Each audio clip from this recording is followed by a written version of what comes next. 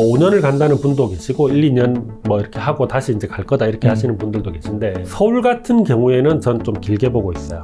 조정 기간이. 5년까지를 이제 예상을 해보기는 좀 어렵지만 적어도 네. 1, 2년 안에 조정이 마무리되고 네. 다시 이제 상승 기조로 전환될 거다라고 보기는 좀 어렵지 않을까 이렇게 보고 있어요. 그리고 이제 수도권과 서울 강북의 가격이 아파트 가격이 2019년 정도로 떨어진 곳들도 속출하고 있는 것 같습니다. 혹시 정민아 대표님은 요즘 부동산 시장 좀 어떻게 보고 계신가요? 이게 그 부동산 시장에 버블이 있느냐 없느냐부터 이야기를 하자면 이제 당연히 버블이 어느 정도 있다라고 생각을 하고 있어요. 제가 2019년, 20년 정도에는 시장이 한 번쯤은 조정을 받았어야 된다라고 생각을 하는 편이에요. 네. 그게 이제 조정을 받았어야 되는데 예상치 못하게 코로나가 터지고 이제 유동성이 갑자기 이제 증가를 하면서 실제로 부동산뿐만이 아니고 모든 자산 시장의 버블이 조금은 이제 형성이 됐었죠. 네. 그러다 보니까 당연히 우리나라 그 부동산 시장에도 어느 정도 영향이 있었다라고 보고 있고요. 그러니까 지금 이게 어느 정도 이미 앞에 한번 조정을 받았어야 되는데 그 시기를 놓쳤고 거기에 이제 버블이 형성이 됐으니까 지금은 이제 조정을 어느 정도 받아야 되지 않을까라고 판단을 하고 있습니다. 혹시 2019년이라든지 2020년에 한번 조정이 왔어야 된다고 하는 그 이유가 있을까요? 이제 부동산 중에서도 아파트라는 상품이 두 가지 성격을 가지고 있어요. 하나는 이제 생필품으로서 우리가 이제 의식주 살아가는 주거지로서의 가치가 있고 또 하나는 이제 자산으로서의 가치가 있어요. 맞아요. 그러다 보니까 이 두 가지의 특징들이 이제 동시에 나타나요. 예를 들자면 가격이 한번 형성이 되고 나면 잘 안 떨어지는 것들이 의식주에 관련된 것들이에요. 한번 올라가면 짜장면 가격이 한 10,000원 올라갔다가 다음 달 되고 뭐 한 6,000원 이럴 수가 없죠. 예. 오르기는 오르는데 내려가는 건 거의 못 본 것 같습니다. 그렇죠. 이게 의식주에 관련된 것들이 대부분 이제 그런 특징들을 가지고 있어요. 근데 이제 반면에 자산으로서의 어떤 특징을 이야기하자면 그건 가격이 오르기도 하고 떨어지기도 하는데 기본적으로 이제 이 자산 가격이 이제 어느 정도 안정적으로 성장을 할 때는 거의 계단형으로 이렇게 올라가요. 네. 그러니까 주식 가격이 뭐 일주일에 몇 %씩 이렇게 꾸준히 올라간다. 이건 말이 안 되는 이야기잖아요. 이제 부동산도 그거랑 비슷해서 이제 일정 기간 그 바닥을 다지는 기간이 있고 그리고 계단형으로 몇 년 동안 이제 쭉 이렇게 상승을 하고 그 다음에 이제 다시 이 가격을 다지는 조정을 받는 그런 구간들이 발생을 하는데 그 아파트 가격이 그 두 가지 생필품으로서의 어떤 특징 그리고 이제 자산으로서의 어떤 특징 이 두 가지를 다 가지고 있다 보니까 가격이 이제 장기간에 이렇게 걸쳐서 쭉 올라왔어요. 5년, 6년에 걸쳐서. 그 다음에는 이제 당연히 이 다진 기간들을 거쳐가야 이 가격을 시장이 이제 받아들여 줄 수 있어요. 인정해주는 금액이 다져진 구간이 되는 거군요. 그렇죠. 그리고 여기에서 인정해주는 구간이라는 거는 뭐냐면 소득이 따라와야 돼요. 예를 들어서 통계청 자료로 이렇게 보면 뭐 한 15년 정도? 2015년 정도에 이 가구의 소득을 2020년에 이제 가구의 소득과 이렇게 비교해 봤을 때 얼마나 올랐느냐? 뭐 대충 한 20% 올랐겠죠. 네.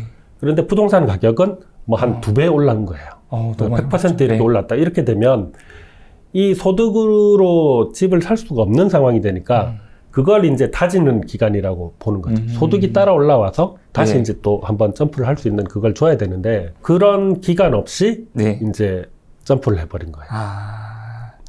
그 시기에 이제 한 번쯤은 좀 다지는 구간이 나왔을 구간이 2019년 또는 2020년이 되면 그 지금까지도 좀 여유가 있는 버블이라고 보기 전까지 단계가 될 수 있었을 텐데 그래서 지금은 어느 정도 버블이 껴있다고 보일 수가 있는 거네요. 그럼 지금 하락세가 정말 얼마나 어느 정도로 좀 지속될지 궁금해 하시는 분들이 많이 있습니다. 어떤 분은 뭐 1년, 2년 정도 지나고 나면 상승세로 돌아갈 거다.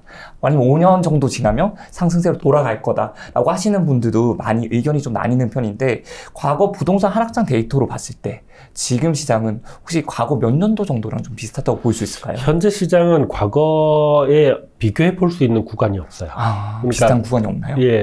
왜냐하면은 과거에는 코로나 같은 어떤 상황도 없었고 지금처럼 이렇게 엄청난 유동을 공급해 본 적도 없는 상황이기 때문에 과거랑 비교하기는 좀 어렵고 과거에 이제 뭐 이렇게 가격이 폭등을 했을 때 그걸 이제 그 가격을 잡아내는 거는 거의 대부분이 이제 공급이 많이 이제 됐을 때, 네. 혹은 이제 경제 외생, 그러니까 외적인 어떤 요인에 의해서 IMF 같은 거죠. 그런 것들이 이제 발생을 해서 뭐 위기가 왔을 때 이런 건데, 지금은 이제 그런 거랑은 좀 상황 자체가 다르다라고 보고 있고요. 이게 하락장이 얼마나 갈 거냐, 그 지역별로 다르게 나타난다라고 보고 있어요. 네. 그러니까 뭐 5년을 간다는 분도 계시고 1, 2년 뭐 이렇게 하고 다시 이제 갈 거다 이렇게 하시는 분들도 계신데, 서울 같은 경우에는 전 좀 길게 보고 있어요.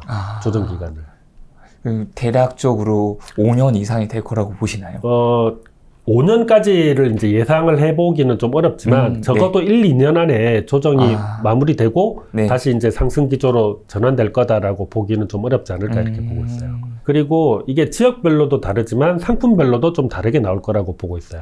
예전에도 이제 그런 이야기를 했는데, 지금은 이제 양극화가 본격화되고 있는 상황이거든요. 네. 그러면 이제 소득이 높으신 분들이 원하는 어떤 그런 주택, 그런 거 같은 경우에는 우리가 지금 뭐 이렇게 평당 분양가 뭐 5천, 6천 이렇게 이야기하는 것보다 네. 더 높게 분양을 해도 수요가 있을 거라고 보고 있어요. 그러면 이제 그런 경우에는 뭐 예를 들어 뭐 재건축이나 아니면 재개발을 해서 그런, 사실 재건축, 재개발로 그런 주택을 공급하기는 좀 어렵긴 하지만, 이제 그 자산가들이 원하는 형태의 어떤 주택이 공급이 되면 그건 이제 가격이 좀 상승할 가능성이 있는 거고요. 네. 그게 아니라 이제 좀 뭐 일반 중산층들이 이제 소비할 수 있는 그런 형태의 주택은 당분간은 가격이 가기가 좀 어렵지 않을까. 그렇게 보고 있습니다. 그럼 정말 양분화가 되는 거네요. 좀 여유가 그렇죠. 있는 사람들이 이제 살 수 있는, 매수할 수 있는 물건, 이거는 가격이 얼마가 되든지 간에 매수할 수 있으니까. 그렇죠. 근데 일반적인 물건 같은 경우는 아직 소득이 따라오지 않는 상황에서 네네. 이걸 매수하기는 좀 어렵게 된다는 거죠. 네네. 네. 지방 같은 경우에는 시장이 작으면 네. 이게 좀 빠르게 상처를 입고 빠르게 회복이 되는 경향이 있는데, 서울은 워낙 이제 규모가 크다 보니까 회복하는데 시간이 좀 걸리지 않을까 그렇게 보는 그럼 거죠. 오히려 지방 같은 경우는 하락세가 시작되더라도 이 기간이 짧을 수 있지만 네네. 수도권 같은 경우는 이 하락세가 1, 2년 타고 딱 끝난다 이렇게 말씀하기는 네. 좀 조심스러운 저는 거죠. 그렇게 보기는 어렵지 않을까 싶습니다. 네. 그럼 이제 부동산 상승 사이클이 언젠가는 다시 또 돌아올 텐데 네. 이런 사이클을 좀 더 다른 사람들보다 조금 더 먼저 알 수 있다면 네. 돈을 벌 수 있는 그 기회도 빨리 잡을 수 있지 않을까? 네네. 그런 기회를 잡을 수 있지 않을까 생각되는데, 이제 대표님께서 이런 시장을 빨리 확인할 수 있는 그런 지표라든지 그런 방법들이 좀 있을까요? 저는 이제 가장 중요한 거는 거래량이라고 보고 있거든요.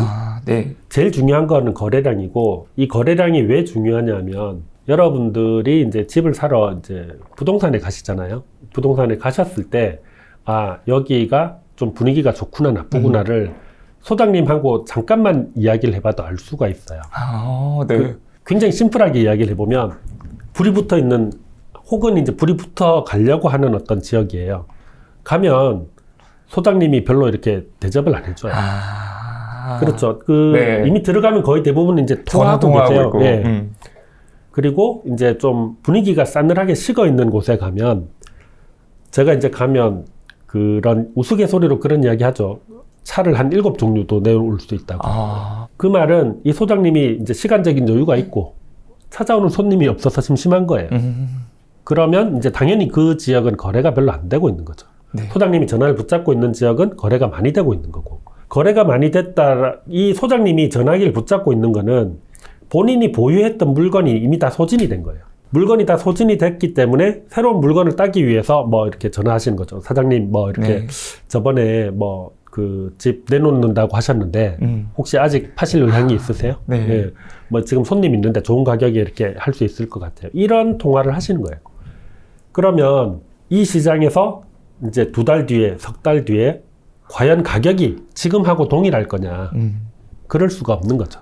그러니까 이제 거래량을 체크하시는 게 가장 기본적인 일들이 되지 않을까 싶습니다. 그런 장이 실제로 이제 그런 거래량이 터지기 이전에 이미 거래량이 회복되는 것들은 확인이 가능하잖아요.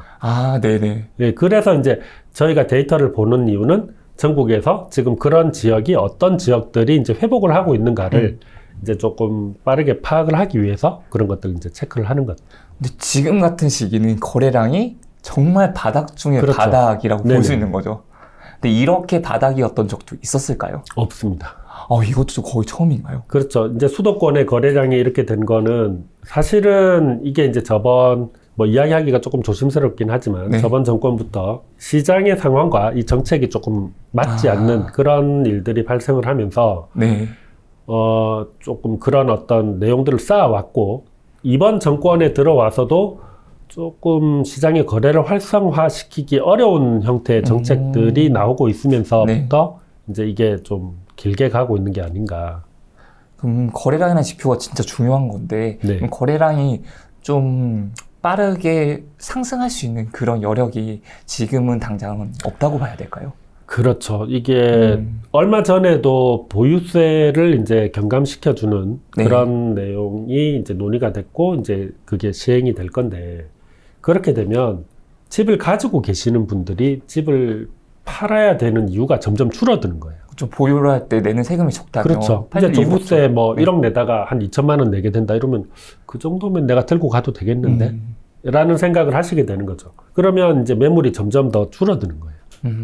시장의 매물이 이제 이게 정책의 어떤 성격이 일관적으로 이렇게 쭉 유지가 돼서 나가면 네. 시장도 어떤 것들 이제 파악을 할 텐데 지금은 이제 정권이 교체가 되고 나서 새로운 형태의 이제 정책들이 아직은 좀 희미한 상태거든요. 희미한 상태인데 시장에서 기대하고 있는 거는 그거예요.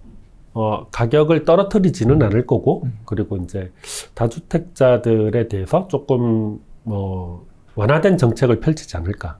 예, 그렇게 보고 있으니까 매물이 잘 안 나오고 있는 상태라고 보시면 되겠죠. 잘 나오고 있지도 않고 잘 거래가 되고 있지도 않고. 그렇죠. 그러니까 거래량은 점점 줄어들고 네. 이런 시장이네요. 5월 영상에서 이제 서초 부동산이 사실상 서울 부동산 시장을 향방을 네. 결정한다라고 말씀 주셨는데 최근 서초 집값도 좀 하락을 하기 시작한 것 같습니다. 서울 부동산 앞으로 어떤 방향으로 좀 흘러갈 수 있을까요? 이제 지금 현재 그러니까 어떤 큰 정책적인 변화라든지 아니면 경제적인 어떤 큰 변화가 없는 상태라고 하면 현 시점에서 계속 이제 지금은 딱 줄다리기를 하고 있는 상태거든요. 줄다리기를 하고 있는 상태인데 급한 분들이 먼저 이제 집을 한 개씩 던지는 거예요. 그러니까 처음에 제가 이렇게 나오기 전에 좀 자료들을 보니까 20억 정도에 내놨던 물건을 한 17억 정도에 이제 거래를 시킨다든지 이게 매물 호가는 20억에 던져놓고 실제 거래는 한 17억, 16억에도 이제 되는 그런 경우들이 발생을 하더라고요. 네. 그게 이제 개인 상황에 따라서 던지는 분들이 나오니까 이제 그렇게 되고 그 가격을 보고 매수하시려는 분은 그 가격보다 더 싸게 살려고 하게 되는 거죠. 예. 그래서 이런 상황이 당분간은 계속 유지가 되지 않을까 그렇게 보고 있어요. 그래서 앞에서 이제 그런 말씀 드렸잖아요. 네. 의식주에 관련된 것들이 가격 버티는 힘이 굉장히 강해요. 특히 이제 집 같은 경우에는 내가 살고 있는 집이다 보니까 웬만해서는 그냥 버티는 경향이 나오고 네. 그리고 이제 이 다주택자이신 분들이 그러면은 내가 이걸 계속 들고 있어도 별로 재미를 못 보겠다라고 하면 이제 한 개씩 던지는 상황이 나올 텐데 그것도 지금 이제 애매한 그쵸. 상황이다 보니까 당분간은 좀 이런 상황이 계속 유지가 되지 않을까. 그러면서 천천히 이제 이게 조정을 받는 그런 상황으로 가지 않을까 싶습니다. 사실 임대차 입법 때문에 네. 이제 올해 8월 정도면 좀 전세 대란이 일어나지 않을까라는 생각을 많이 했었거든요. 네. 그런데 실제로 전세값이 오르는 게 아니라 오히려 많이 내리고 있습니다. 네. 왜 이런 현상들이 좀 일어나고 있을까요? 전세 가격도 너무 많이 오른 거죠. 그러니까 네. 사실 지금의 전세 가격이면 이제 몇 년 전에 집을 살 수 있는 가격이었어요. 그쵸. 그렇게 되다 보니까 우리가 이제 일반 중산층의 소득 상승이 그걸 못 따라가는 거예요. 그러면 전세를 맞춰주기 위해서 결국은 대출을 받아야 되는데 대출 이자가 만만치가 않죠. 많이 올랐습니다. 예. 그렇게 되다 보니까 이제 신규로 전세를 얻어야 되겠다는 수요가 강하지 않은 거예요. 전세 수요는 기본적으로 이제 이 투자 수요하고는 달라서 가수요가 없거든요. 네. 내가 실제로 이제 집을 필요한 사람들만 전세를 구하게 돼요. 그렇죠.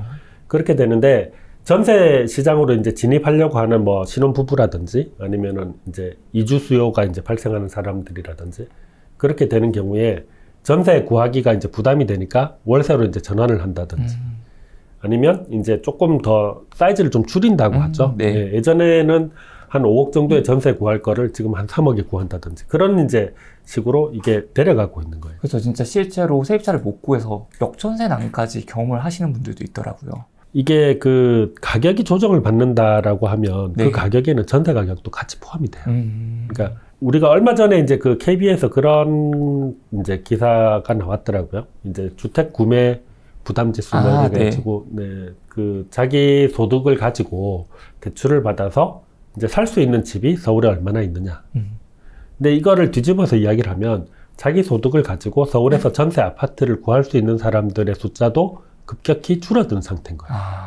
이제 이전 정권 같은 경우에는 전세 자금 대출에 대해서는 좀 완화해서 풀어주는 경향이 그렇죠. 있었거든요. 근데 이제 지금은 그런 상황이 아니다 보니까 이유를 그걸 부담하고 전세 대출을 구하느니 조금 싼 월세를 구하는 게 낫겠어 하는 수요들이 있어서 네. 지금 월세 거래는 상당히 늘었어요. 오히려 전세 거래보다 월세 거래 매물이 더 많아졌다고 기사도 네네. 본 적이 있거든요. 이랬던 적도 없다고 들었습니다. 그렇죠. 처음이죠. 이런 시장이 지금 오히려 처음 오는 거기 때문에 앞으로 향방을 좀 알기는 좀 어렵다고 볼 수 있을까요? 그러니까 이런 거죠. 네. 원칙을 벗어나진 않아요. 그러니까 예를 들어서 우리가 이제 자본주의를 채택하고 있고 그러다 보니까 이 시장 경제를 따라가게 되잖아요. 네. 그러면 어느 시점에 당연히 뭐 주식이나 뭐 어떤 자산 같은 경우에 가격이 상승을 한 때가 있으면 조정을 받는 게 맞고 그리고 조정을 어느 정도 받고 나면 다시 이제 상승을 하게 되고 특히 부동산 같은 경우에는 이게 이제 경제의 가장 큰 축 중에 하나이기 때문에 끝없이 뭐 가격이 하락을 할 거야. 뭐 이런 거는 말이 안 되는 소리거든요. 근데 네. 경제가 어느 정도 성장을 하면 같이 그에 수반해서 가격이 상승하는 게 정상이니까 네.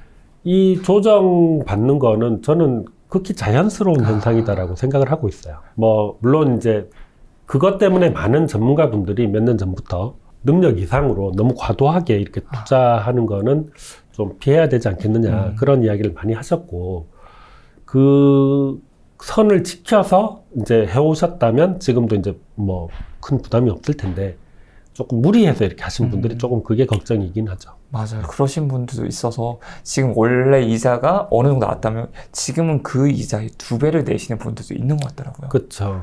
그게 어느 정도 예상을 했어야 되는 기본적인 내용이거든요. 금리가 계속 네. 그런 식으로 내려가 있을 수가 없어요. 어느 시점이 되면 다시 올라오고 네.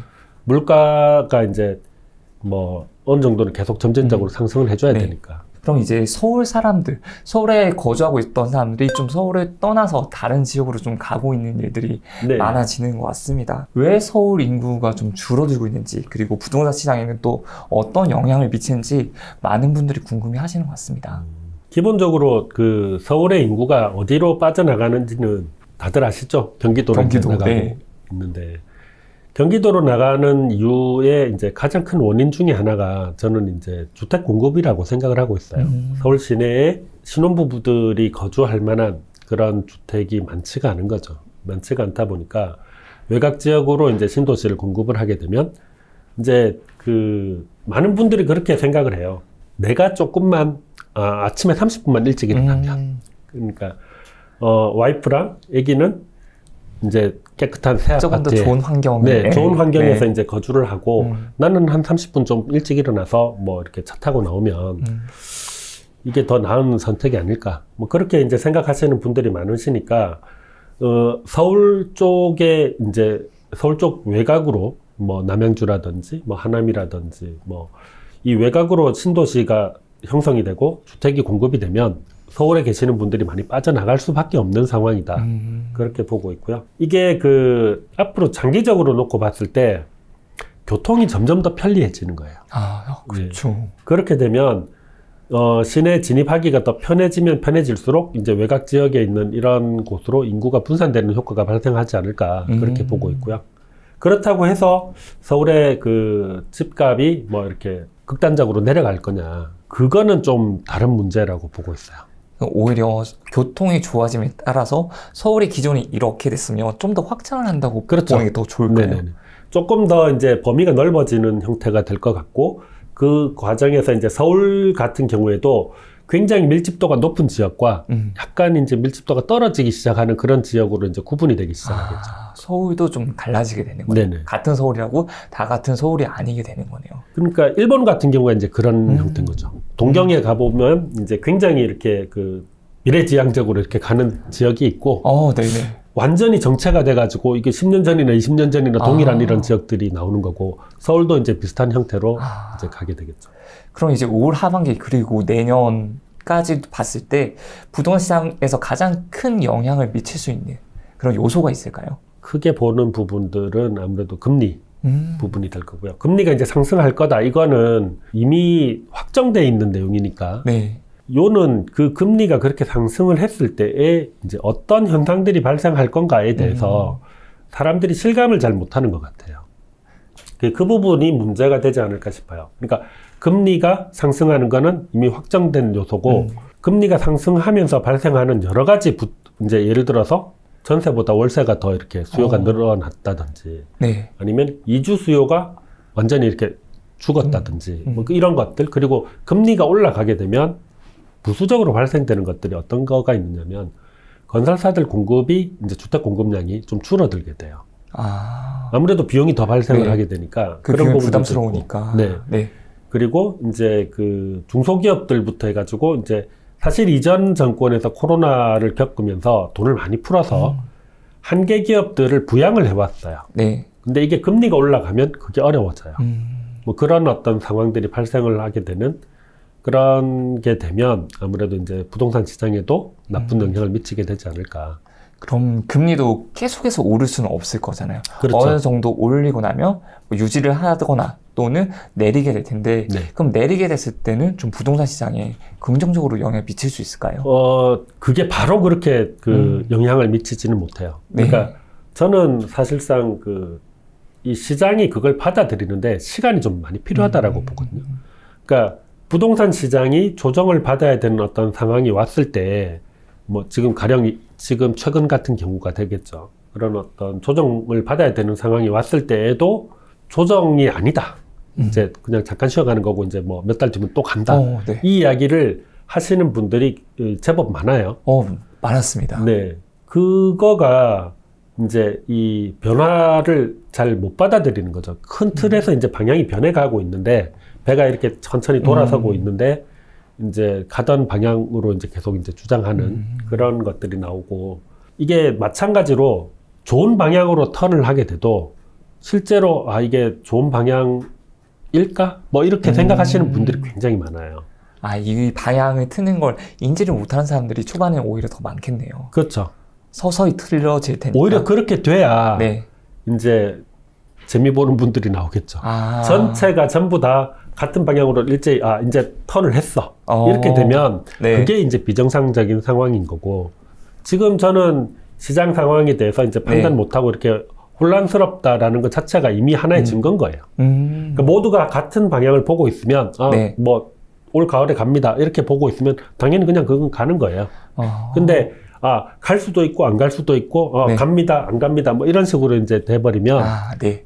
시장이 변하고 있는 거구나 라고 보시면 되겠죠. 금리가 상승됨으로 인해서 발생되는 다양한 효과들이 지금 이게 어떻게 나올지를 잘 모르는 상황인 거예요. 네.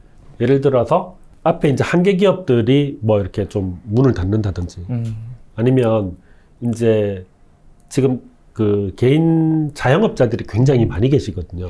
그런 분들에 대해서도 이제 이전 정권에서는 지원을 참 많이 했는데, 이게 정권이 바뀌면서는 이 조절이 되고 있는 중이에요.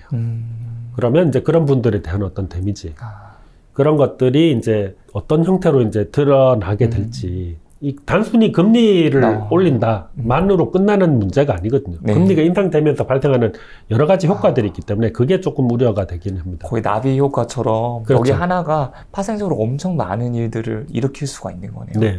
그래서 그런 부분들이 아마 이제 올 하반기에 지켜봐야 될 어떤 포인트가 아닐까 그렇게 생각을 하고 있습니다. 그리고 서울뿐 아니라 이제 분당이랑 일산, 네. 일기 신도시들이 정말 좀 좋은 분위기였다가 갑자기 또 억 단위로 떨어지는 곳들도 생기고 있는 것 같습니다. 네. 일기 신도시 왜 좀 이렇게 가격이 급격하게 하락하는 것일까요?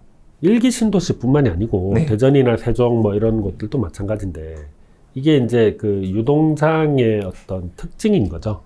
본래는 부동산 가격이 뭐 이렇게 몇 달 사이에 몇십 %씩 이렇게 오르고 이렇게 정상적인 그런 사이클에서 발생하는 일은 아니에요. 완전히 이제 시장이 과열이 돼 있는 그런 상황에서 이제 발생하는 현상이고, 그러다 보니까 이제 거기에 대한 어떤 반등, 오버슈팅이 나온 거죠. 쉽게 말하자면. 네. 그러다 보니까 이제 다시 이제 제자리를 찾아가고 있는 건데, 일산하고 분당은 조금 성격이 다르다라고 보고 있어요.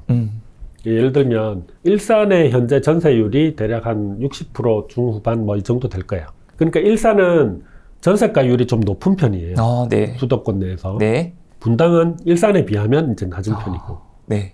그러면 이제 거기에서 사람들이 이미 그렇게 생각을 하는 거죠. 전세가율이 낮은데도 그 가격을 어느 정도 유지를 한다는 말은 이 실거주 가치보다 자산으로서의 가치를 높게 보는 거예요. 그게 이제 분당 같은 경우에는 그 아래쪽으로 거의 뭐 IT 기업들이라든지 개발되는 내용들이 이제 계속 내려오고 있는 중이니까 네. 아무래도 장기적으로 이제 뭔가 이렇게 기대값이 많이 반영이 돼 있는 거죠. 자산의 가치가 더 많이 반영이 된 곳이겠네요. 그렇죠. 근데 일산 같은 경우에는 전세가율이 아직도 이제 잘 버티고 있고, 사실 이제 거주 환경에 대한 어떤 가치가 이제 높이 평가받는 그런 지역들이고, 이 두 군데가 전부 다 이제 일기 신도시들의 어떤 문제점이 있죠. 리모델링이나 재건축이나 뭐 이 문제 네. 때문에 사람들이 그런 기대를 가지시는 것 같아요. 풀어주지 않겠느냐. 그것도 그 일기 신도시 특별법 때문에도 한참 이슈가 많이 있었잖아요. 네네네. 근데 그게 그렇게 간단하게 갈 수 있는 문제가 아니거든요. 특히 이 정치적인 어떤 이슈도 많이 걸려 있고, 그리고 이제 법으로 해결해야 될 그런 부분들도 좀 네. 많이 있고, 절차를 다 밟아서 가야 되는 건데, 절차가 아직 그렇게 진행이 많이 안 돼 있는 상태예요. 네네.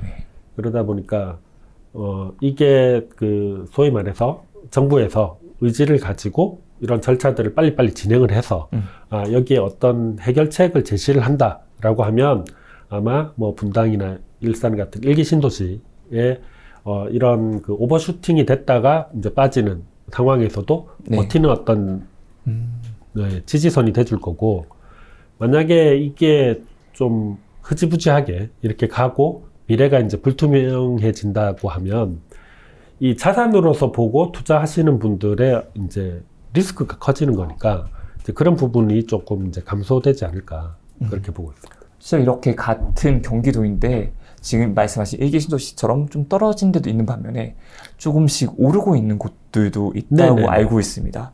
혹시 경기도 부동산은 전체적으로 좀 어떤 식으로 봐야 될까요?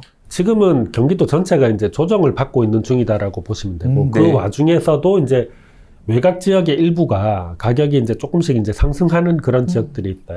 근데 이게 정확하게 보면은 어떤 현상이냐면, 중심이 가격이 오르고 나서 그게 이제 영향이 밖으로 퍼져나가는 거예요. 그 파동이 시간이 많이 걸리다 보니까 여기는 불이 꺼졌는데 네.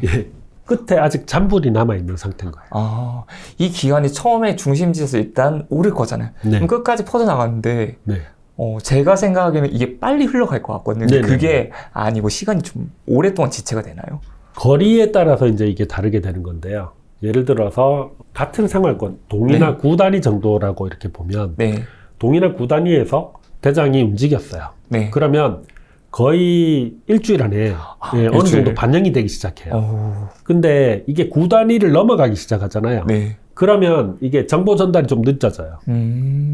그리고 인터넷이랑 상관이 없는 거네요. 네네. 네. 이거는 인터넷이 아니고 사람의 인지 능력에 달린 문제예요.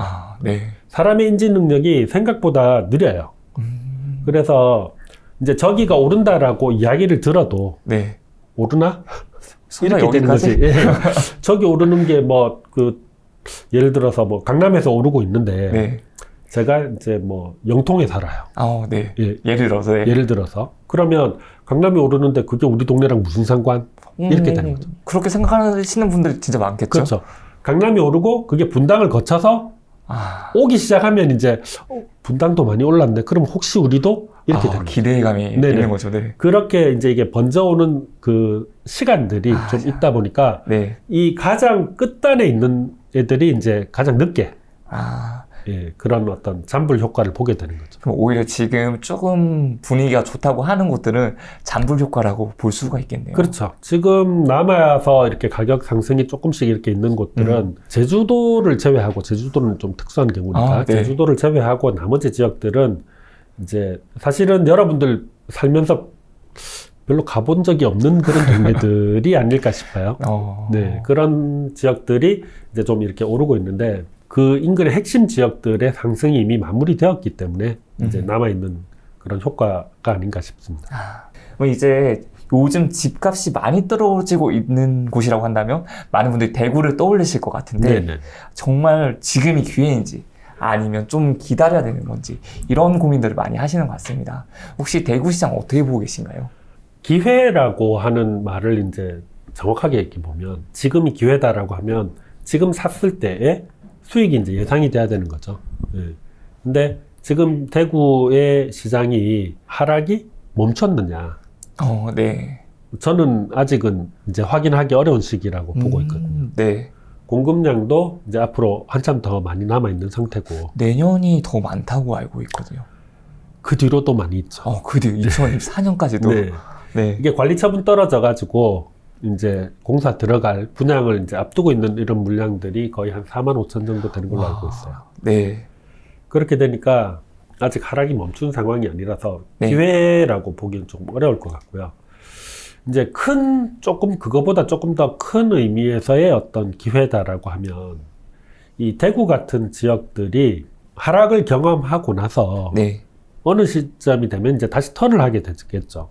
네, 그런 시점으로서는 이제 볼만한 지역이다라고 보고 있어요. 그런 시점이 언제인지 또는 어떤 시그널이 있는지를 좀. 그게 이제 거래량인 거예요. 그렇게 보려면 거래량이 조금 폭발을 해야 된다. 그렇죠. 조금 있다가 이제 제가 저희 사이트에서 이제 그 지역의 어떤 특징들을 몇 가지 지표만 가지고 이제 한번 살펴볼 건데, 대구 같은 경우에도 이제 제가 예상하는 어떤 그런 시그널들이 나오면 그때는 이제 한번 보실 만한 거죠. 네. 그럼 대구만큼이나 많은 사람들이 궁금해하는 지역이 대전과 세종 쪽이에요. 여기도 이제 가격이 좀 좋았다가 좀 많이 떨어지고 있는데 이 두 지역 어떻게 보고 계신가요? 앞에 이제 일산 분당하고 이제 동일한 형태라고 저는 보고 있어요. 그러니까 세종이 관심을 많이 받는 거는 지역의 어떤 특수성 때문에 향후에 뭐 전에 의회 이전 이야기도 좀 있었죠. 많았죠. 네.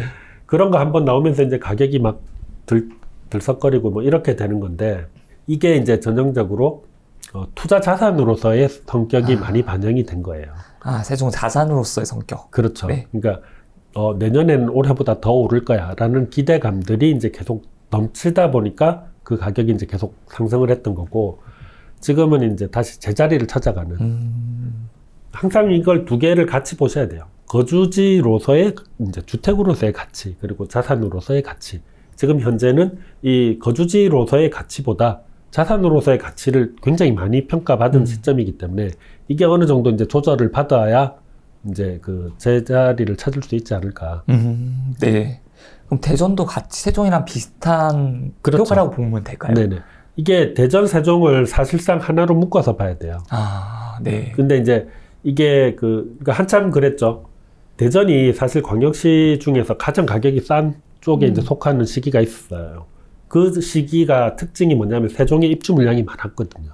세종의 입주 물량이 많다 보니까 얘가 못 가고 있었는데, 지금 이게 이제 같이 묶여서 움직이고 있는 상황이니까, 세종의 움직임을 잘 보시면 대전의 움직임도 예상이 되지 않을까 싶습니다.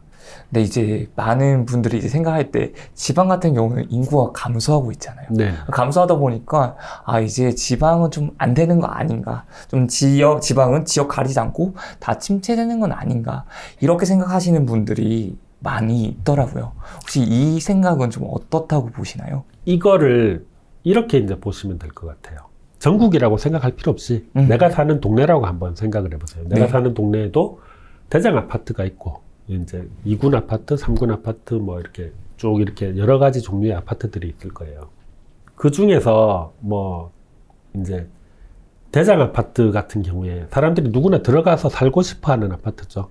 그렇죠. 그러면 얘 가격에 따라서 나머지가 이제 출렁거리는 그런 상황들이 나오는 거예요. 그러니까 서울을 기점으로 해서 다른 경기도의 지방들이 출렁거리는 거랑 똑같다고 보시면 될 것 같고. 네. 그 와중에도 이제 사람들이 이 아파트에 들어가고 싶어라는 수요가 계속 살아있으면 웬만큼만 가격이 조금 조절을 받아도 이제 다시 사람들이 몰리는 현상이 들어가고 나와요. 싶어 하겠죠. 네.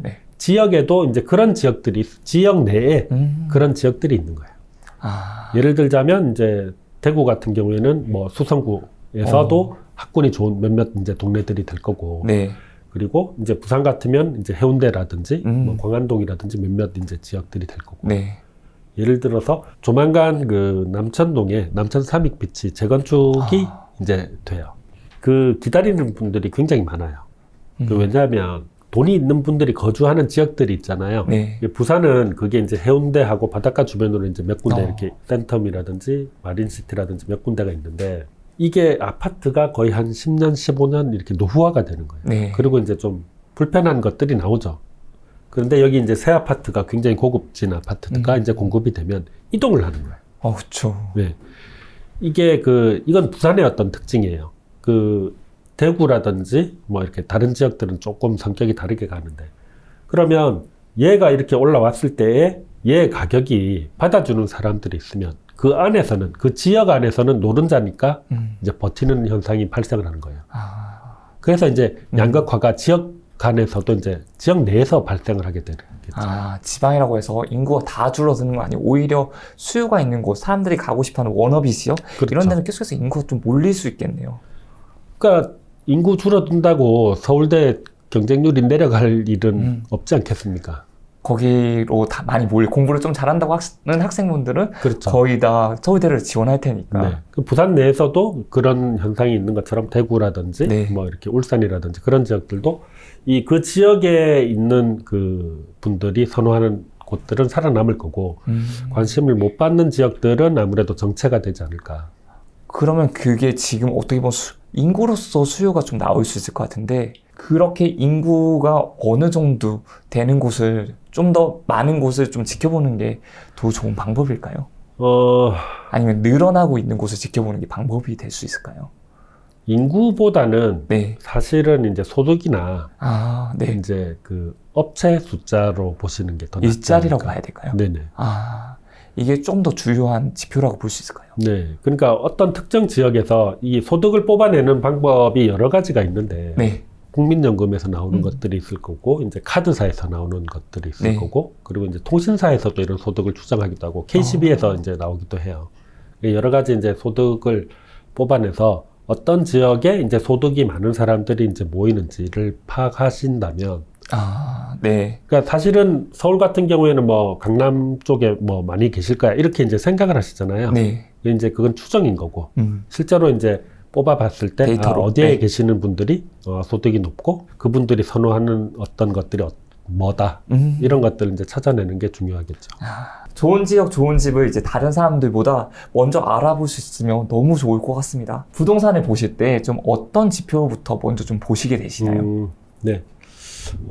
처음 이제 저희가 이런 거를 기획을 하고 했을 때 제가 이제 개인적으로 궁금했던 게 있어요. 뭐냐면 사람들이 이제 상승장이 왔다라고 이야기를 하는데 몇 년도 몇 월부터 상승장인 건지를 모르겠는 거예요. 그러니까 예를 들어서 뭐 지금은 이제 서울의 아파트 시장이 한번 이제 턴을 해가지고 조정을 받고 있는 상황이지만 이전에 이제 상승을 시작했을 때 몇 년도 몇 월부터 본격적으로 상승을 했다라고 이제 이야기를 할 수 있는 건지 그걸 이제 최대한 빨리 알 수 있으면 그 상승장에 동반해가지고 내가 어떤 수익을 발생시킬 수 있지 않을까라고 생각을 했어요. 근데 이게 상승장이라는 거가 한 달 오르면 상승장이 되는 게 아니잖아요. 그렇죠. 어느 정도 기간에 어느 정도의 비율로 가격이 올라가야 상승장이 되나를 이제 궁금해 했었고 그런 것들이 이제 지역별로 다 시기가 다르잖아요. 다르니까 그러면 지역별로 상승장이 시작되는 시기들을 잘 파악을 해서 내가 이제 진입을 할 수 있으면 도움이 되겠다라고 판단한 거예요. 그래서 처음에 이걸 가지고 많이 이제 고민을 했었는데 서울을 먼저 한번 보시죠. 네. 제가 이제 중요하게 생각하는 지표는 기본적으로 시장 강도와 시세 그리고 거래량, 그 다음이 이제 수요 입주 미분양 이렇게 됩니다. 이건 지인 사이트에 딱 들어가시면 첫 화면부터 이걸 볼 수가 있을까요? 그렇죠. 지역 분석에서 네. 원하는 지역을 선택을 하시고 네. 그 지역에 있는 주요 지표들 중에서 시장 강도, 거래량, 수요 입주 미분양 이렇게 4가지를 보시면 돼요. 네. 그러면 이제 가장 기본이 되는 4가지만 한번 켜서 네. 서울의 상승장이 언제 시작이 됐는지를 한번 보겠습니다. 저는 서울의 상승장이 시작된 거를 2015년 3월 달이라고 생각을 하고 있어요. 3월. 네. 그러면 2015년 3월을 이제 놓고 보시면 이 데이터, 이 값을 현실하고 이제 매칭을 시켜서 이제 보셔야 돼요. 자, 저기 오렌지색 색깔이 저 선이 전세의 시장 강도예요. 전세의 시장 강도가 네. 154예요. 저게 100을 넘어가면 과열돼 있다라고 보시면 돼요. 100이 넘어가면 과열돼 있는 거고 시장에서는 그게 충분히 좀 공급이 부족하다거나 가격이 많이 오르고 있다거나 이런 걸 볼 수 있을까요? 그렇게 보시면 되죠. 그러면 2015년도 3월 달에 서울시장을 이 그래프를 가지고 해석을 하자면 전세 가격이 유례없이 강하게 오르고 있는 시기에 거래량이 평균보다 2배 이상 발생을 한 거예요. 네. 그리고 그 이전부터 거래량이 증가를 한 상황이기 때문에 중개업소를 가면 매물이 많지 않아요. 네. 중개업소에서 매물을 뭐 찍어내는 것도 아니고 받아놓은 매물이라는 게 한계가 있거든요. 그리고 그게 다 중복이기 때문에 대부분 이제 뭐 이 평균보다 2배 이상이 한 달만 거래가 돼도 중개업소에 남아있는 매물이 거의 없어요. 근데 그 이전부터 이제 그 거래가 잘 되면서 매물이 많이 빠져 있는 상황이고 해당 지역에서 필요로 하는 주택보다 공급이 현저히 작아요. 그러다 보니까 미분양이 그 전에 쌓여있던 미분양이 계속 내려가가지고 빠르게 이제 감소하고 있는 상황인 거죠. 네. 그래서 저희는 이제 2015년도 3월 달을 저기 최초로 이제 그 2배 이상 거래량이 발생한 저 시기를 기점으로 해가지고 서울의 상승장이 시작이 됐다라고 판단하는 거예요. 제 아래쪽이 미분양 차트고 중공 미분양은 거의 없네요. 그렇죠. 그럼 2015년도 3월 달에 서울 상황을 그냥 이 데이터를 가지고 풀이를 하자면 전세 가격이 유례없이 강하게 상승을 하고 있는데 매매 거래가 2배 이상 이렇게 발생을 하면서 중개업소에 매물이 별로 없는 상황입니다. 네. 그리고 입주 물량이 부족해서 새로 이렇게 공급되는 신규 아파트가 많이 없는 상황이었고 이전에 발생했던 미분양이 빠르게 줄어들고 있는 상황인 거예요. 네. 자, 그러면 1호부터 몇 달 뒤에 가격이 오를까 떨어질까? 오를 가능성이 더 높을 것 같습니다. 훨씬 높죠. 왜냐하면 이미 이 시기에 중개업소에서 매물을 확보하기 위해서 전화를 걸었을 때는 뭐 이렇게 가격을 더 싸게 이렇게 해주겠다라는 이야기는 절대 안 하겠죠. 그쵸. 사장님이 생각한 것보다 더 받아드릴게요 라고 해야 물건을 받아올 수 있는 거예요. 그러다 보니까 이제 이 시기부터는 조금씩 이제 거래도 활성화가 되고 네. 그리고 가격도 이제 본격적으로 상승으로 턴을 하게 되는 거죠. 그러면 이 특징이 네. 서울에서만 발생을 하느냐? 그게 아닌 거죠. 부산을 한번 볼까요? 네. 자, 부산에서도 마찬가지로 주요 지표에서 거래량, 수요 수요 입주, 미분양 이렇게 한번 보겠습니다. 자, 보시면 부산에서 2009년도부터 이제 보시면 될 거예요. 이미 이 시기에 부산 같은 경우에는 이제 시장 강도가 100을 넘어서 있는 상태였어요. 네. 과열돼 있는 상태였어요. 그러다 보니까 거래량이 굉장히 많이 발생을 하고 있죠. 이 두 번째 차트에서 이 면으로 표시된 부분이 네. 그 평균 거래량이에요. 그러면 네. 이제 저 평균 거래량의 의미는 뭐냐면 예를 들어서 지금 뭐 9월 달이다 그러면 10년 동안 네. 9월 달에 평균 몇 건이 거래가 됐는데 월 단위의 10년간 데이터를 나타낸 그렇죠, 거네요. 그렇죠.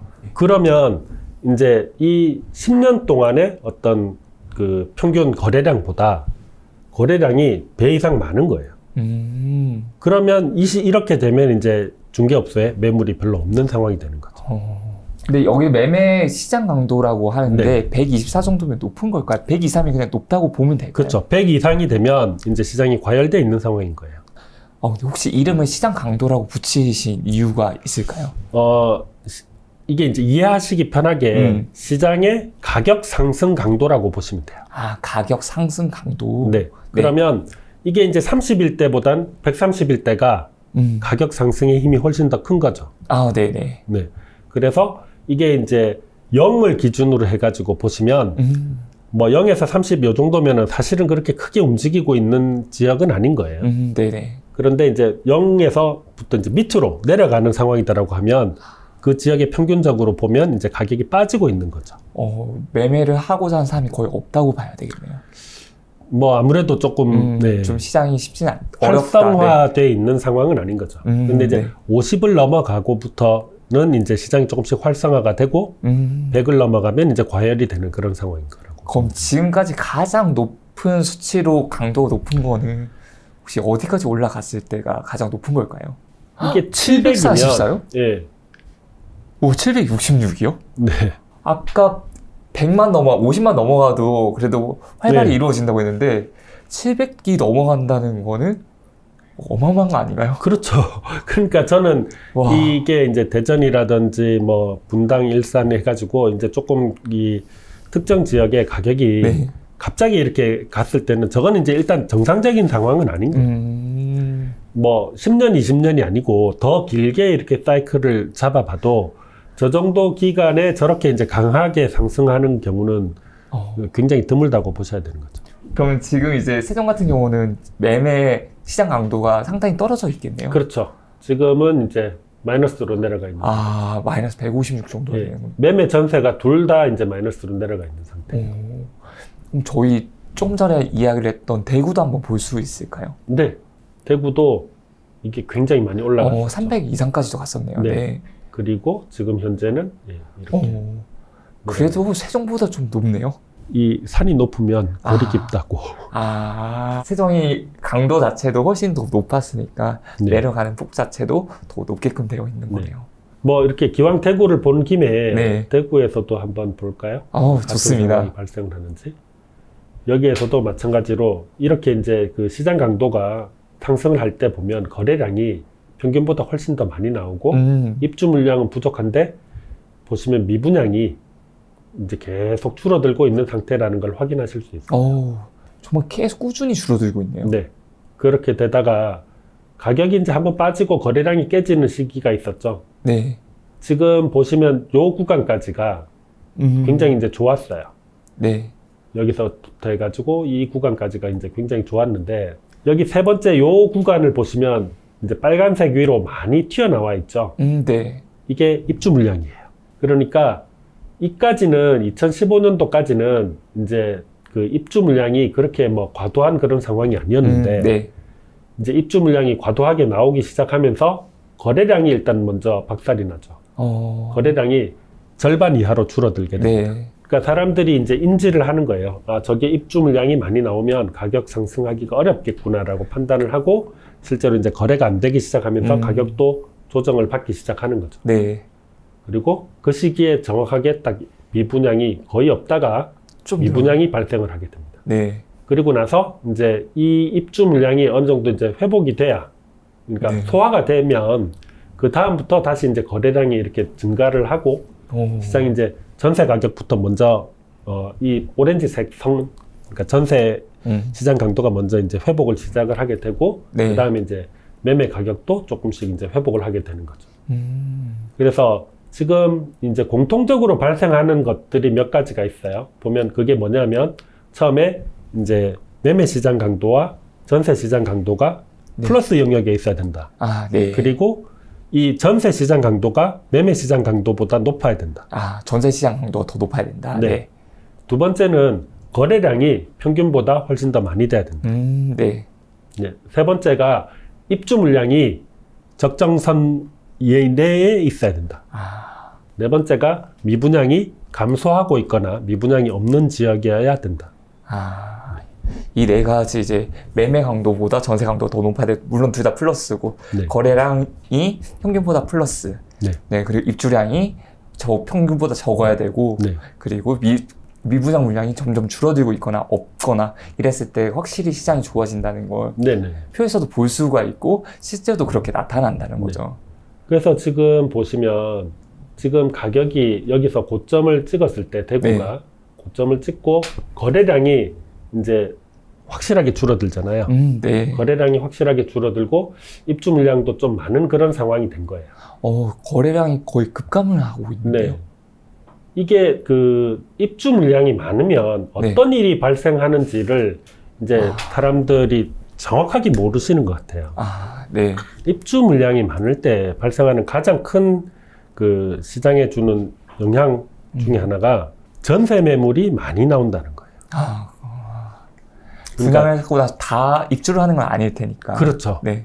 예를 들어 1000세대가 입주를 했을 때 이게 전세가 뭐 예를 들어서 한 20% 정도 나왔어요. 그럼 네. 이제 200개 정도의 전세가 그 지역에 출애를 한 거예요.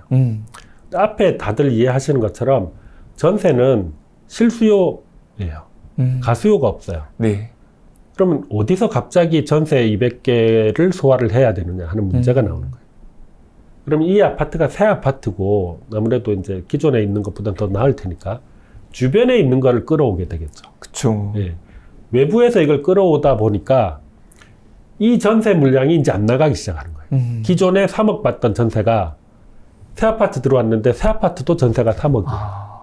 그럼 이제 옮겨 타는 수요가 발생을 합니다. 그쵸. 새 아파트로 이사하고 싶어 하는 수요가 훨씬 더 많아지겠죠. 그리고 전세 수요가 이렇게 있어서 와서 봤더니 새 아파트가 3억이고 한 10년 된 아파트가 3억이면 예, 3억짜리를 가는 거죠. 그쵸. 새 아파트. 네. 그럼 이제 이 외부에 있는 그 전세 가격이 깨지기 시작하는 거예요. 그리고 기본적으로 이 신축인 경우에도 신축의 아파트가 공급이 많이 들어오게 되면 네. 이걸 이제 이 안에 뭐 200명 중에서 급한 분들이 있을 거잖아요. 그렇죠. 예, 가격을 먼저 내리기 시작하는 거예요. 잔금해야 되는 시기가 다가오면 올수록. 그렇죠.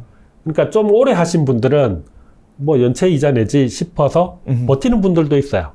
왜냐하면 이 앞에 물건이 정리가 되고 나면 다시 가격이 살짝 오르거든요. 그러니까 네. 이게 그 입주가 이렇게 딱 시작이 되는 그거부터 한 3개월 전, 네. 예, 3개월 전부터 전세 물량이 나오기 시작해요.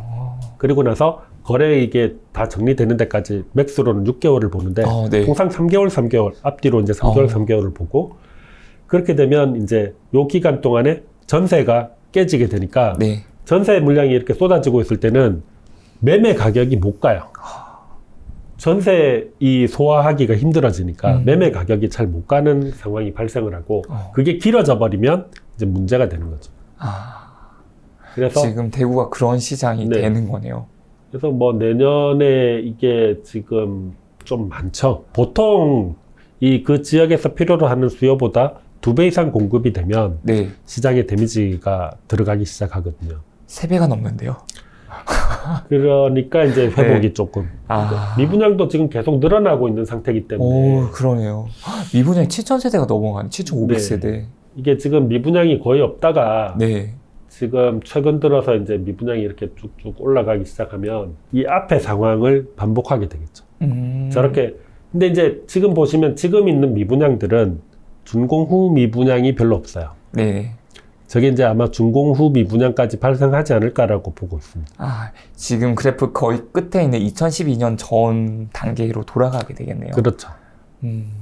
그래서 이제 저런 것들을 어느 정도 이제 반복을 하게 되고 그 과정에서 여러분들이 이제 기회를 잡을 수 있지 않을까 싶습니다. 지역을 어떻게 좀 바라보고 봐야 되는지에 대해서 말씀을 주셨는데 네. 3030 분들이 내 집 마련하기 위해서 아파트도 많이 찾아보잖아요. 그러면 네. 어떤 것보다 좀 좋은 아파트를 사길 원할 텐데 좋은 아파트를 좀 고르는 요령이 있을까요? 일단 기본적으로 부동산은 큰 트렌드를 특히 이제 아파트는 큰 트렌드를 따라가는 게 가장 중요하다라고 생각을 해요. 네. 최근까지는 그 이전에는 트렌드가 새 아파트였어요.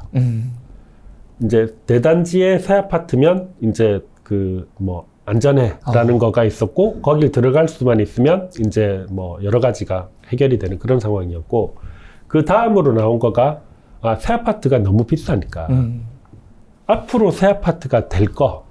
네. 그러면 이제 이미 뭐 재개발이 지정이 돼 있다든지 아니면 이제 재건축이 이제 예정이 돼 있는 그런 것들이 이제 그게 많았고요. 가장 최근까지는 이제 그거가 많이 가니까 가장 최근에는 어떤 형태가 나왔냐면 앞으로 재개발이나 재건축이 될 예정지. 예정지. 네. 그게 이제 부산 같은 경우에는 화가라고 부르는데 화가요? 뭐 아마 들어보셨겠지만 네네. 예정지를 미리 그려놓고 이제 그 지역에 들어가서 보시는 거죠. 그래서 네. 뭐 예를 들어서 이제 아파트를 이렇게 보신다라고 하면 네. 검색하시는 방법을 알려드릴게요. 좋습니다. 아파트만 검색을 하시고요. 아파트를 선택을 하신 다음에 네. 그다음에 단지 필터에서 네. 연차를 네. 입력을 하시면 돼요. 예를 들어서 몇 년도부터 몇 년도까지? 한 27년도부터 29년도 아니면 29년도 정도. 그러면 한 이 정도 되는 아파트면 네. 이제 재건축 관련된 이야기들이 조금씩 나올 수 있는 그런 된 거예요. 네. 여기에서 현재는 이제 재건축 관련돼서 말이 많지가 않은데 네. 예, 앞으로 한 4, 5년 정도 있으면 네. 재건축 관련된 이야기가 나올 수밖에 없는 그런 아파트. 아직은 30년이 연한이 안 됐기 때문에 네네. 나오고 있지 않지만 지금도 27년에서 29년으로 설정을 했으니까 네. 그 이후에는 이제 새 아파트가 될 수 있는 재건축 그렇죠. 이야기 나올 수 있는 지금은 곳이 이제 될수 제가 있는 거죠. 조금 연차를 많이 이렇게 그걸 넣은 건데 네. 예를 들어서 뭐 23년에서 26년 뭐 그 정도를 이렇게 보신다면 이제 한 뭐 3, 4년 살다 보면 네. 그때부터 이제 재건축 관련된 이야기가 아파트 안에서 이제 이야기가 나오기 시작하죠. 네. 그러면 조합 설립을 하자. 네네. 뭐 그런 이야기 나오기 시작하면 이제 주변에서 저기 뭐 하나 봐. 뭐 이런 이야기가 나오는 거고. 근데 이제 여러분들이 아파트를 이렇게 검색을 하실 때 이 아파트가 몇 년인지 일일이 찍어서 이제 보기가 어려우니까 네. 이제 그런 아파트들을 여기 단지 필터에서 연차를 이제 직접 정해가지고 이제 보실 수 있으신 거죠. 네. 그래서 이거는 이제 서울에서 아파트를 구매하실 때 네. 이제 그 일종의 팁인 거죠. 나중에 재건축 가능성이 있는 어떤 아파트를 미리 선정을 몇 개를 뽑은 다음에 네. 선정해서 이제 보시는 거고, 이제 뭐 경기도 지역도 마찬가지가 될 거고요. 네. 그럼 혹시 수도권에 이제 4억대 정도로 내 집 마련을 하고 싶으신 분이 있다고 가정을 하게 됐을 때 좋은 집을 사고 싶어라고 생각을 하시던데 그런 집은 좀 어떻게 좀 검색을 하고 어떻게 찾아볼 수가 있을지 알려주실 수 있을까요? 이 아파트 분석에서 네. 지역을 선택을 하시고 네. 매매 가격을 선택하셔서 네. 그걸로 이제 전체 검색을 하시면 돼요. 근데 이제 네. 세대수도 뭐 내가 요 가격대에서 그래도 좀 세대수가 300, 많았으면 500세대 좋겠어. 정도. 네. 뭐 이렇게 되면 이제 구 단위를 하나씩 들어가야 되니까 네. 어디를 가볼까요? 경기도 쪽이 더 나을 것 같은데. 경기도. 네. 네. 덕 덕양구. 네. 오, 개수가 나오네요. 네네. 개수가 나오고 덕양구에 있는 아파트 단지들이 이렇게. 이렇게. 네. 그래서 지금 시세가 뭐 4억 9천, 뭐 4억 7천, 4억 6천. 저희 이거는 시세를 정렬을 다시 할 수 있거든요. 네. 오름차순, 내림차순으로 하시면. 내림차순으로 정렬이 되니까 네. 제일 싼 게 이제 어디 있는 건지를 찾아보시고 지도에서 이제 직접 위치를 한번 확인해 보시면 되겠죠. 혹시 조금 전에 가격은 평균 가격일까 아니면 KB 쪽에서 가져오는? 저희가 만드는 시세예요. 만드는 시세요? 네. 저희가 이 하는 작업 중에서 네. 가장 저희가 이제 공을 많이 들이고 있고 리소스가 많이 들어가는 거가 이 시세 만드는 작업이에요. 이제 사실은 KB 시세를 그냥 써도 되잖아요. 그쵸. 뭐 아니면 감정원 시세를 쓴다든지. 네. 그런데 이게 저희가 이전에 시세 만들기 전에 한번 써보니까 이 각각의 시세에 좀 그 문제점들이 있어서 저희가 일단 핸들링을 못한다는 문제점이 있고 두 번째는 KB 시세의 어떤 특징이 있어요. 그게 올라갈 때는 굉장히 빠르게 반영이 돼요. 그럴 수밖에 없는 거가 이제 중개사분들이 이제 이걸 입력을 해주시잖아요. 그쵸. 그럼 오르면 그건 굉장히 빠르게 반영이 되고 또 이제 중개사 몇 분이 이렇게 이야기하면 조금 더 올라가기도 하고 그러는데 내려올 때는 이게 반영이 느려요. 올라가는 거 대비 내려오는 건 반응이 느리. 그렇죠. 네. 왜냐하면 중개사분들이 우리 아파트 가격 떨어졌어요. 이걸 잘 안 하거든요. 그러니까 자기 이제 영업하는데도 영향이 있으니까. 그러다 보니까 올라가는 건 잘 반영이 되는데 내려오는 건 좀 느리게 반영이 되더라. 그리고 이제 샘플이 많지가 않더라. 네. 그 다음에 이제 감정원 거는 내려오는 건 잘 반영이 되는데 올라가는 게 느려요. 감정원도 이제 그 중개사분들 거를 봤지만 중심이 이제 실거래 가격에 이제 치중이 돼 있다 보니까 그래서 이제 약간 그 성격이 다르더라고요. 그래서 이제 저희는 그 중간 정도의 저희 이제 나름의 기준을 잡고 시세를 만들어서 사용을 하고 있고요. 네. 그러다 보니까 이제 뭐 장단점들이 서로 나오죠. 근데 하여튼 요 아파트를 내가 원하는 가격대에서 이제 검색을 해보고 싶다라고 하면 네. 여기서 이제 검색을 해보시면 되고요. 여기에서 뭐 그 가격뿐만이 아니고 뭐 매전 갭이라든지 아니면 네. 이제 전세율을 덕양구에서 뭐 80% 이상이 있을까요? 저도 안 해봐서. 네. 80% 이상이 제법 나오는데요. 많은데요? 네. 5페이지까지 있습니다. 네. 전세율을 다시 한번 정렬을 해서 네. 93%짜리 이거는 아, 그 조금 아닌 것 같고요. 네. 신원당마을. 원당 쪽에 있는 아파트네요. 네. 네. 90% 이상이 있을 줄은 저도 몰랐네요. 야, 이 방송 보시는 분들 달려가시면 안 됩니다. 네. 이게 지금 보면 실거래도 다 나오는 네. 거군요. 실거래 가격이 이게 90% 이상 잡힌 거가 네. 아마 시세가 이제 4억 선에서 잡혔고 이게 3억 6, 4천 네. 전세가 3억 4천까지 잡혀가지고 그 비율이 나온 것 같아요. 이게 앞에서 검색했던 게 몇 평이죠? 20평입니다. 20평. 20평짜리를 한번 확인을 직접 해보겠습니다. 두 개가 있네요, 20평이. 붙어 있는데요, 이거. 네.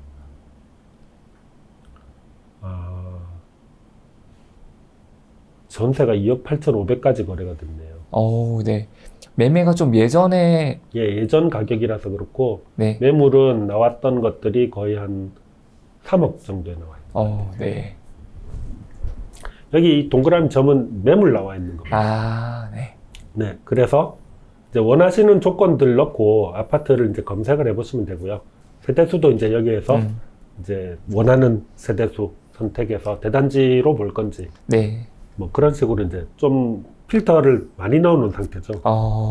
그래서 원하는 좀 입맛에 맞게끔 찾아가지고 정말 내가 원하는 곳이 어디인지 찾고, 그 다음에 전세값이라든지 뭐 세대수라든지 주택이 아파트면 아파트 면적까지 다 여기서 필터를 걸어가지고 내가 원하는 집 중에서 가장 선호하는 곳을 고르는 게 어떻게 보면 내가 선호하는 아파트 찾는 방법 중에 그렇죠. 하나가 될 수 있겠네요. 네. 먼저 지역을 선택을 네. 하고 그 다음에 그 지역 안에 있는 아파트들 이런 식으로 이제 필터로 이제 골라내서 네. 내가 맞는 조건, 나한테 맞는 조건에 있는 아파트를 찾아가야 되겠죠.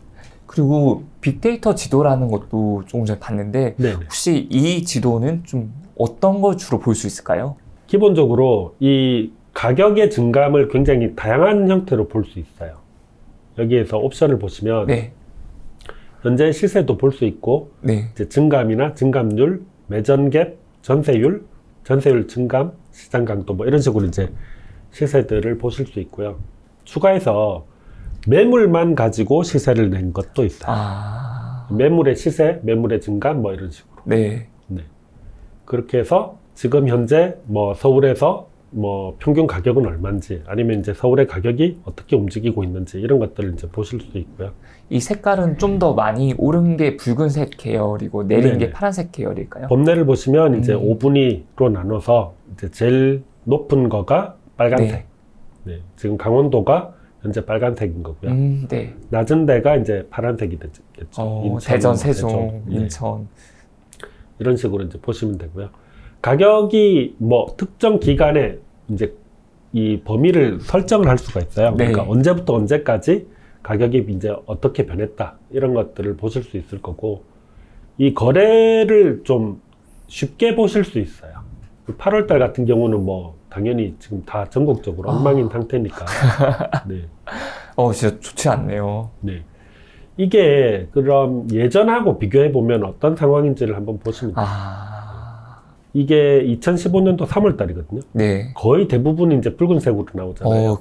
네, 그렇습니다. 전부 다 평균 이상인 거예요. 네. 전부 다 평균 이상이고 그 시절에는 이제 세종이 평균보다 상태가 별로 안 좋은 그런 시절도 있었죠. 네. 그래서 이게 지금 현재 거래가 지금 예를 들어서 22년도 1월부터 해가지고 기간을 이렇게 바꿔보시면 언제 어떤 지역에는 거래가 잘 됐고 지금은 어떤 상황이구나 하는 것들을 이제 보실 수 있는 거예요. 야, 한국눈에 전국 시세를 다 볼 수가 있는 거네요. 네.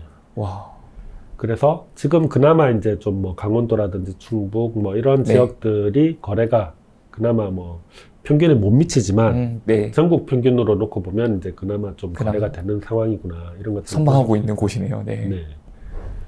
그 다음이 이제 그 전출입이라든지 입주 물량 이렇게 되는 거죠. 근데 입주 물량 같은 경우가 네. 보시기가 조금 쉬울 거예요. 지금 요 기간을 마찬가지로 지금 22년 1분기에서부터 해서 네. 뭐 예를 들어서 24년도 4분기까지 이렇게 이제 변경을 해 놓고 보면 요 빨간색 있는 데들이 입주 물량이 많은 데죠. 그러니까 입주 물량이 부족한 지역도 바로 이제 확인을 하실 수가 있고 입주 물량이 많은 지역도 바로 확인을 하실 수 있어요. 야, 인천이랑 대구가 2배가 넘네요. 필요 수요량보다 그렇죠. 입주량이. 네. 네. 그리고 이제 안으로 이렇게 들어가 보시면 이게 다시 구 단위로 해서 네. 구분이 되니까 서울에 뭐 공급이 작다 이렇게 해도 서울 안에서 어디는 공급이 많이 되고 있는 지역이 있거든요. 네. 그러니까 이제 그런 지역을 다시 이제 구분해서 보셔야 되겠죠. 서울은 대부분이 파란색인데 그래도 강남구 쪽, 서초구, 하남시 이런 곳들은 중구라든지 동대문구 네. 여기는 그래도 조금 있는 편이네요. 그래 클릭을 하게 되면 평형대로 몇 세대가 입주를 한지도 나오게 되는 거예요. 그리고 이제 그 강남에 있는 정보가 같이 나오게 되는 거죠. 그래서 이제 뭐 내년까지의 어떤 입주 물량, 내년 내후년까지 입주 물량들을 이렇게 보실 수 있게 되는 거예요. 네. 시세, 입주, 거래 요 세 가지는 네. 이제 이 지도에서 좀 이제 관심 가지고 한 번씩 확인해 보시면 어떨까 싶고 그거 이외에도 사실 지도에 이제 이 기능들이 워낙 많아서 제가 이제 다 설명을 드리기는 어렵지만 뭐 예를 들자면 이 지하철의 승하차 시간대별 승하차거든요. 네. 그러면 이런 거는 재미삼아서 이제 보시는 건데 아침에 압도적이네요. 하차가 압도적으로 많고 네. 승차가 적으면 여기는 업무 지역이죠. 네. 주거 지역은 이게 반대로 돼 있어요. 그런 퇴근 시간도 마찬가지네요. 퇴근 시간에 탑승하는 사람들이 많고 내리는 사람들이 적네요. 네네. 그런 형태로 이제 뭐 이런 것들 보실 수 있고요. 아파트 주변으로 요즘 이제 제일 많이 보시는 것 중에 하나가 이제 그 학원이죠. 네, 학원가. 학원 같은 경우에 네. 이제 필터를 걸고 고정을 시켜 놓고 한번 보시면 우와. 3D인가요? 네. 우와. 이러면 이제 어디가 학원이 많은지를 이제 보실 수 있는 거죠. 그리고 여기 있는 이 색깔들이 아파트거든요. 네. 동그라미가. 그래서 이제 어떤 지역에 아파트가 노후도가 높다. 어떤 지역에 학원이 많다. 이런 것들을 조금 빠르게 이제 보실 수 있는 거죠. 그러니까 입주 연차별로 이제 이렇게 표현이 되는 거고 네네. 이제 학원이 많은 곳들은 정해져 있네요. 네. 제가 이 학원 같은 경우에는 사실은 이제 저희가 실제로 이제 하는 거에서는 조금 공을 들였던 그 작업 중에 하나예요. 왜냐하면, 보시면 이 아파트에 학원을 클릭을 하시면 어떤 학원들이 있고 그 학원에서 이제 뭐 이렇게 몇 명을 받아서 보고 하는 것들까지가 다 들어가 있거든요. 이런 데이터를 좀 어디서 어떻게 모으셨어요, 정말? 와. 그래서 이게 예전에는 학군이 굉장히 중요했잖아요. 맞아요. 근데 요즘에는 학군도 중요하지만 이 학원들이 애들 키우려면 근처에 학원 없으면 안 되거든요. 그래서 아파트 단지 인근에 도보로 이용할 수 있는 학원이 얼마나 있는지, 어떤 종류의 학원들이 있는지도 이제 많이 중요해서 이제 그런 것들을 이제 저희가 좀 준비를 해서 넣는 상태입니다. 야, 진짜 너무 좋네요. 그래서 뭐 기본적인 것들은 시세, 입주, 거래량만 보시면 될 것 같고, 나머지는 사실은 이제 이 기능들이 너무 많아서 제가 이걸 이제 여기서 일일이 이렇게 설명하기에는 조금. 그럼 이제 실전으로 한번 들어가 보겠습니다. 아마 상승장 직전에 내가 거주해야 될 집이라든지 또는 그런 집들을 사면 좋은데 사실 그 방법이 쉽지만은 않을 것 같습니다. 딱 집을 사기 좋은 매수 타이밍 어떻게 알 수 있을까요? 여러분들이 사실은 집을 구하시는 분, 실거주자가 있을 거고 이제 투자하시는 분들이 있을 거예요. 실거주자분들은 사실은 가고 싶은 아파트는 거의 정해져 있어요. 이미 후보군이 몇 개가 정해져 있는 거죠. 그러면 그 후보군이 있는 지역을 이제 계속 모니터링을 하시는 게 좋지 않을까 싶어요. 예를 들어서 뭐 경기도다. 경기도 이제 혹시 관심 있으신 지역이 있으신가요? 경기도의 일기 신도시 분당. 분당. 네. 네.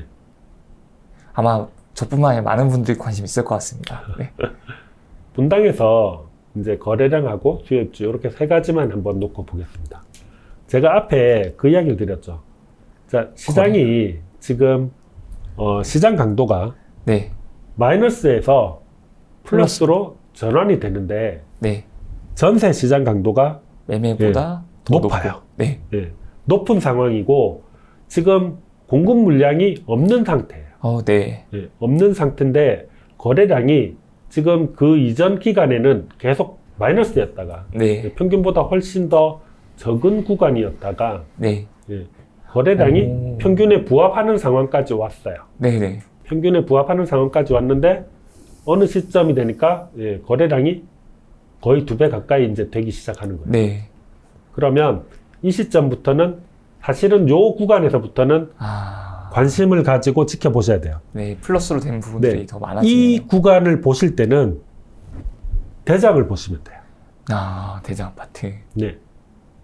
제가 그 지도에서 한번 네. 분당을 지도에서 한번 보겠습니다. 그리고 저 시기에 이제 어떤 상황들이 있었는지를 한번 이제 살펴볼게요. 네. 여기가 분당이죠. 네. 자, 분당에서 동단위로 이렇게 들어가서 보면 요게 이 처음 이렇게 회복이 되고 뭐 이런 시기가 13년도 8월이었어요. 네. 13년도 8월을 13년도까지가 13년도 8월이니까 한 7월, 네. 13년도 8월 해가지고 보시면 빨간색이 몇 군데가 나오죠. 서현이랑 임해 쪽. 네. 그러니까 그 지역에서 어떤 관심 받는 대장들이 네. 먼저 움직이기 시작해요. 이게 지금 기간이 이제 그 뒤에서 뭐 이렇게 거래량이 이렇게 많이 되는 14년도 2월 이 정도가 되면 사실은 요 구간은 이미 전세가 굉장히 많이 오르고 있는 구간이에요. 네. 전세가 굉장히 많이 오르고 있는 구간이면서 이제 거래도 잘 받아주고 있는 상황인 거죠. 네. 네. 그래서 실제로 요 구간부터 이 대장들을 지켜보면 요 대장 안에 아파트들도 한번 볼까요?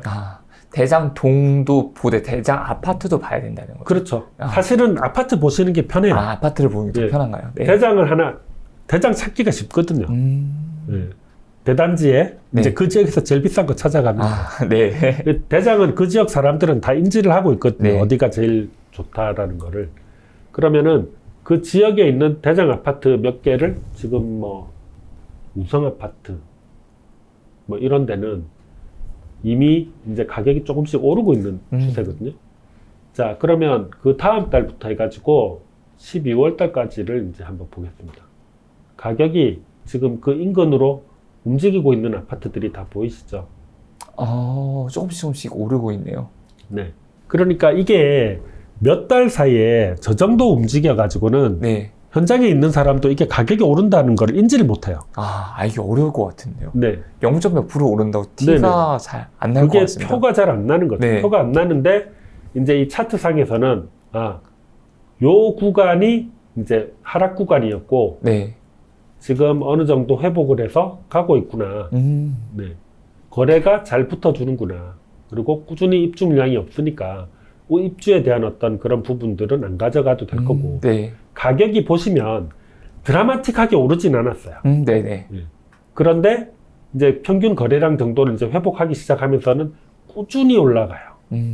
그리고 드라마틱한 어떤 변화가 발생할 때는 보통 어떤 때냐면 여기서도 이제 아직 그 2배까지는 못 올랐는데 이쯤 가면 거래량이 이 정도로 터져요. 네, 2배 이상 터지네요. 네. 그리고 나서부터 이제 본격적으로 가격 상승이 좀 강해지는 거예요. 표에서도 확실히 가격 상승의 그런 그래프 기울기가 더 심해지는 것 같습니다. 네네. 점점 더 이제 더 심해지는 건데 네. 거래량들이 이 정도씩 이렇게 계속 받아주면 네.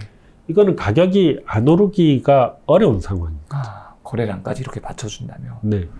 이거는 거래가 이만큼 되면 앞에서 계속 말씀드리는 것처럼 중개업소에서 매물 찾기가 정말 힘들어요. 아무도 안 내놓을 테니까 네. 가격 계속 오르니까. 그리고 이렇게 됐을 때 초기에는 네. 이제 파시는 분들은 어떨 때는 좋아하면서 팔아요. 이제 드디어 내가 집을 팔고 여기를 떠날 수 있구나. 네. 그동안 이제 가격이 거의 변동이 없었으니까. 네.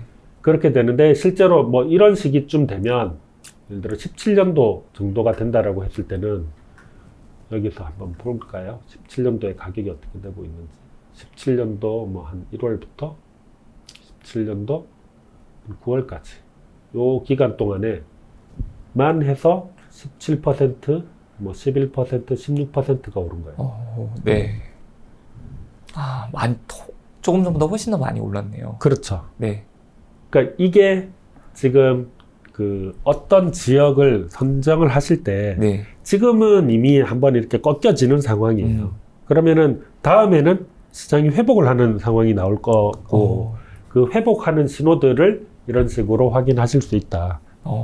그래서 그 네. 지역에 대장을 찍어 놓고 그걸 모니터링을 하시면 확신을 가질 수 있을 거예요. 그러면 이제 매수 타이밍을 이렇게 대장 아파트를 보면서 잡을 수 있을 것 같은데 네. 그럼 매도 타이밍은 언제 잡을 수가 있을까요? 저는 매도 타이밍은 이 데이터의 문제가 아니고 네. 개인 그 선택의 문제라고 생각을 하고 있어요. 마음가짐인가요? 아니요. 항상 하는 말인데 네. 부동산을 팔아서 네. 목돈을 가지고 계신 분이 뭘 많이 할까요?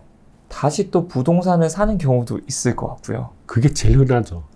그럴 것 같아요. 거의 그게 제일 흔하거든요. 그러면 실제로 이제 뭐 이렇게 내가 어떤 물건을 가지고 와서 저한테 물어보는 분들이 있어요. 내가 이 물건 가지고 있는데 이거 지금 팔아도 되겠느냐라고 물어보실 때 제가 그렇게 반문을 해요.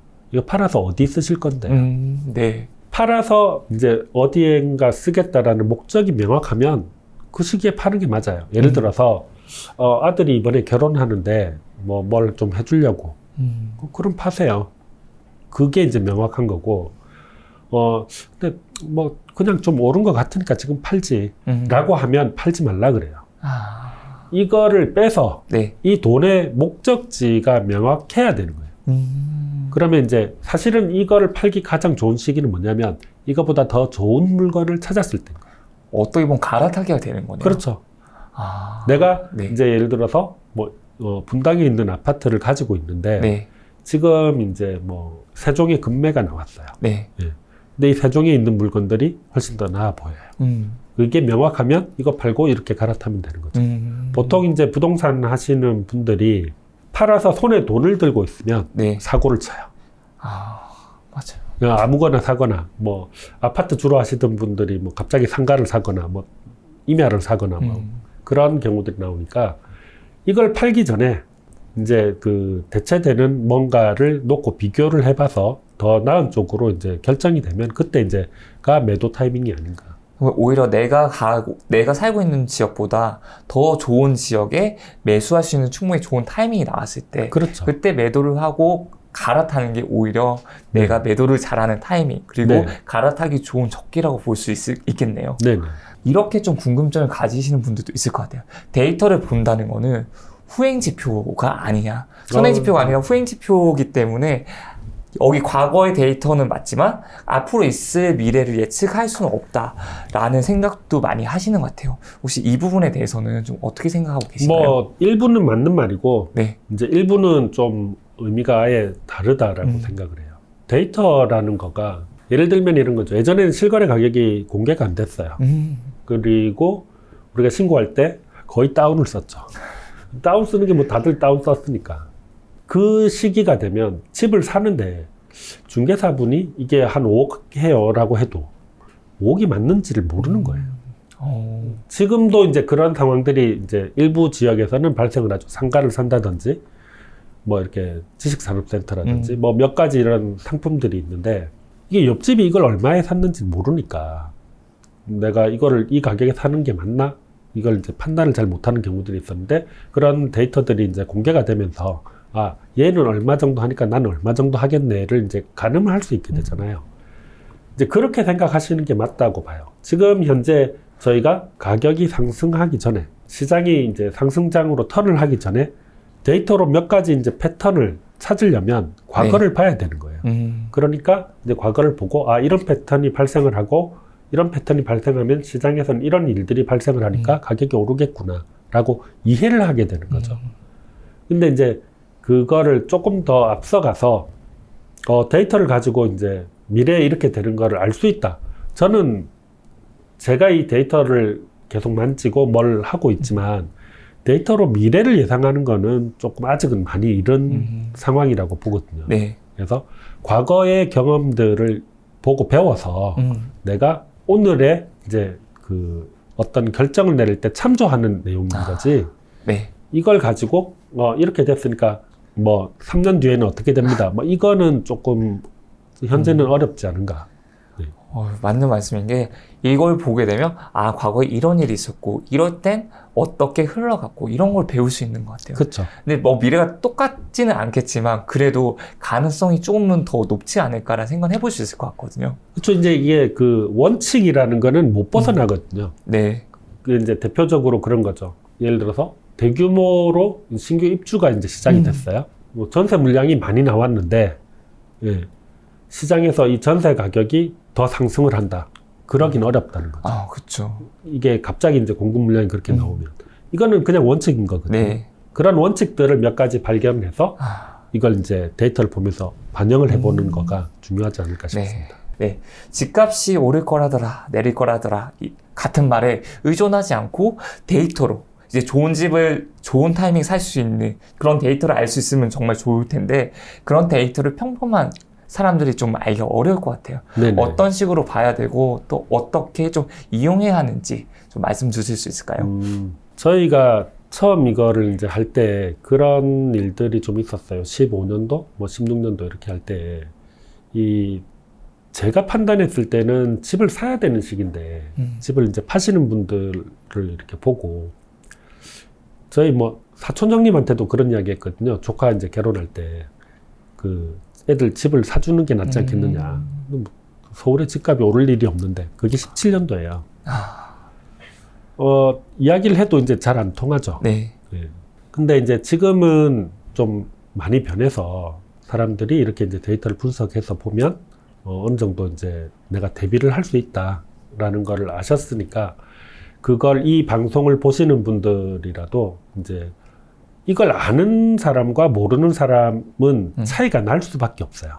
차이가 날 수밖에 없기 때문에 조금 관심을 가지고 이걸 하나하나 이렇게 보면서 거래량이 어떤 의미인 건지 뭐 시장 강도가 어떤 의미인 건지 이걸 이제 이해하시면 부동산 시장에 대해서 이제 이해도가 높아지고 본인이 이제 자산을 잘 관리하시는데 크게 도움이 되지 않을까 그렇게 생각을 하고요.